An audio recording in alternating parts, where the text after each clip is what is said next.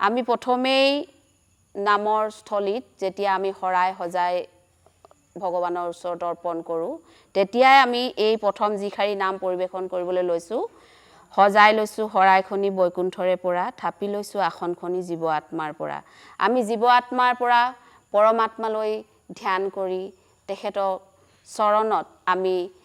ফল মূলৰ শৰাই গুৱা পানৰ শৰাই তামোল পানৰ শৰাই আমি অৰ্পণ কৰি এগছি বন্তি প্ৰজ্বলনেৰে তেওঁক আমি সদায় স্মৰণ কৰি তাৰ পিছত আমি হৰিৰ ঈশ্বৰ কৃষ্ণৰ নাম আমি পৰিৱেশন কৰোঁ সকলো গোপিনীয়ে একত্ৰিত হৈ সজাই লৈছোঁ শৰাইখনি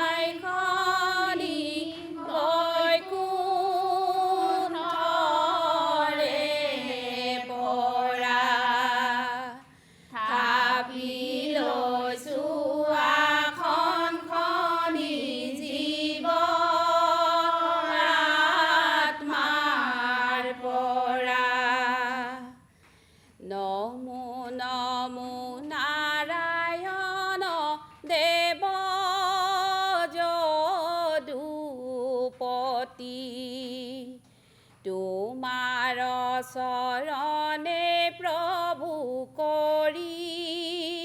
সুপ্ৰণতি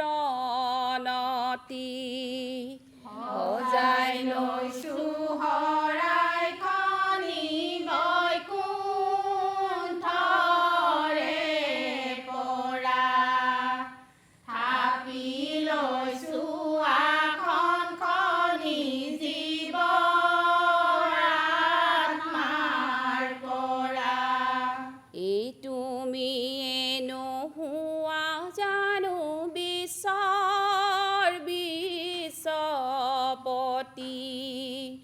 তুমি নোহোৱা জানো সৃষ্টিৰ অধিকাৰী সজাই লৈছোঁ শৰাইখনি বৈকুণ্ঠৰে পৰা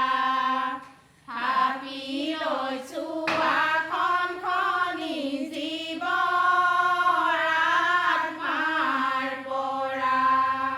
শুনি আছোঁ প্ৰভু তোমাৰ শত শত নাম অতিকে সুন্দৰ ৰূপ নৱ ঘন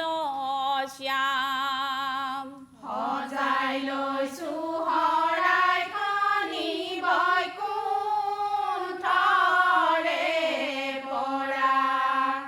থাপি লৈছোঁ আসনখনি জীৱ আত্মাৰ পৰা এই তুমি এনেহে কৃষ্ণ গোবৰ ধনধাৰী মহেন্দ্ৰ দৰ্পহাৰী নাম গিৰিধাৰী সজাই লৈছোঁ শৰাইখনি বৈকুণ্ঠৰে পৰা থাপি লৈছোঁ আসনখনি জীৱ আত্মাৰ পৰা এই তুমি এনেহে কৃষ্ণ যশোদানন্দন গোপিনীৰ বস্ত্ৰ চূৰ মদন মোহন সজাই লৈছোঁ শৰাইখনি বৈকুণ্ঠৰে পৰা থাপি লৈছোঁ আসনখনি জীৱ আত্মাৰ পৰা এই তুমি এনেহে কৃষ্ণ মোৰো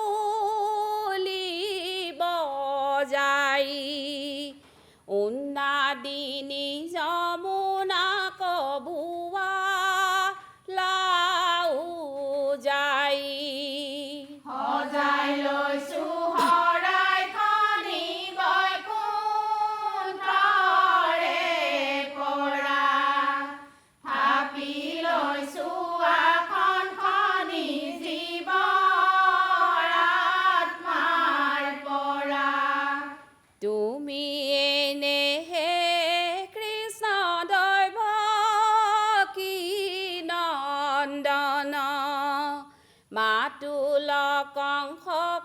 প্ৰভু কৰি নিধন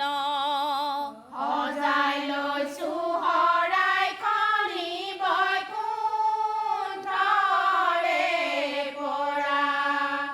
থাপি লৈছো আসনখনি জীৱ-আত্মাৰ পৰা তুমি এনেহে কৃষ্ণ নাৰদৰ ধন 64